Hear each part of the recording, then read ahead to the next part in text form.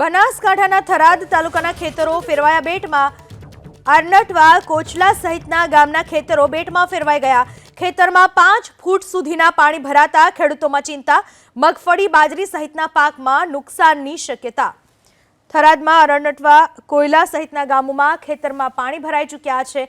5 ફૂટ સુધીના પાણી ખેતરમાં ભરાઈ જતા ખેડૂતોના પાકને નુકસાનની ભીતિ। મગફળી બાજરી સહિતનો પાક પાણીમાં ગરકાવ થઈ ગયો। બનાસકાંઠામાં વરસેલા સામાન્ય વરસાદ બાદ ખેડૂતોને ભોગવવાનો વારો આવે છે।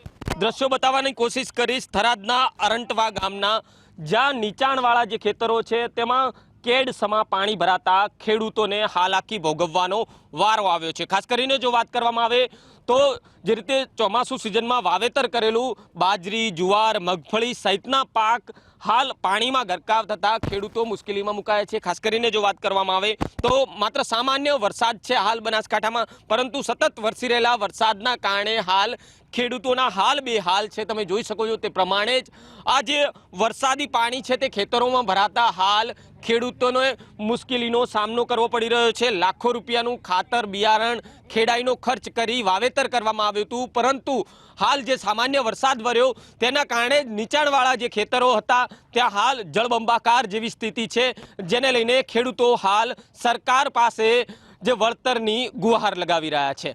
વસંતીગર, એબીપી અસ્મિતા, બનાસકાંઠા। અને પાણી ભરાઈ જાય છે એમ ગણો તો બનાસકાંઠામાં સામાન્ય વરસાદ છે, પણ તે છતાં અમારી આ પરિસ્થિતિ થાય છે વારંવાર। પાણી ભરાવાથી બધું અમારો પાક નિષ્ફળ થઈ ગયો છે। મગફળીનું વાવેતર કર્યું હતું, બાજરીનું વાવેતર કર્યું હતું, પણ કોઈ મને પાક બધું પાણીમાં ગેરકાઈ ગયો છે। ભૂગર્ભ જળ યોજના છે એમાં સરકાર ઘણી બધું કહે છે કે પાણીને જમીનમાં ઉતારો, તો આ ખેડૂતોનું પાણી અહીંયા આગળ પડેલું છે, તો આ જમીનમાં ઉતારવાની કોશિશ કરે તો ખેડૂતોનો આ પાક બચી જાય। અને અહીંયા આગળ જો આવું થાય તો 200 ફૂટના 100 ફૂટના બોરિંગ બનાવવામાં આવે તો સરકાર કરોડો લાખો રૂપિયાનો ખર્ચો કરીને પાણી ઉતારવા માટે મથી રહી છે, તો અહીંયા આગળ આ પાણી કેમ નથી ઉતારતી એવી અમારી બધા ખેડૂતોની દરખાસ્ત છે સરકાર। આ લગભગ અરંટવા, કોટલા, આજુબાજુના લગભગ 3 થી 4 ગામડામાં આ બધી સમસ્યા છે।